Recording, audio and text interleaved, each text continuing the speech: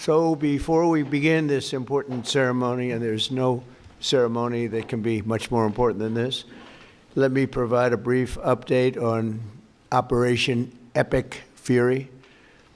Today, the United States military continues to carry out large-scale combat operations in Iran to eliminate the grave threats posed to America by this terrible terrorist regime.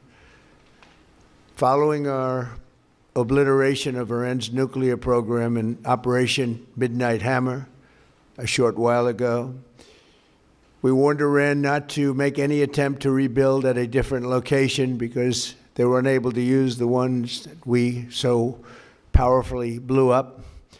But they ignored those warnings and refused to cease their pursuit of nuclear weapons.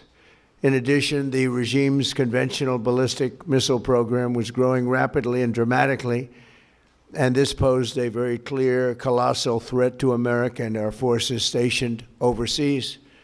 The regime already had missiles capable of hitting Europe and our bases, both local and overseas, and would soon have had missiles capable of reaching our beautiful America. The purpose of this fast-growing missile program was to shield their nuclear weapon development and make it extraordinarily difficult for anyone to stop them from making these highly forbidden by us nuclear weapons. We were the ones that were complaining. We were the ones that wanted it stopped. But everybody was behind us. They just didn't have the courage to say so.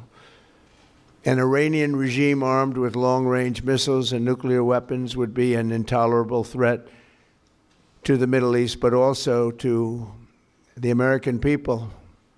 Our country itself would be under threat, and it was very nearly under threat.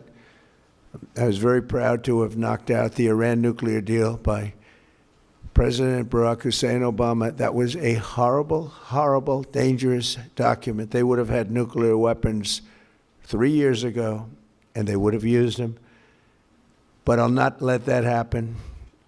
For almost 47 years, this regime has been attacking the United States and killing Americans. Every time you see someone with missing arms and legs or a face that's been absolutely shattered violently, it was almost certainly caused by an Iran roadside bomb.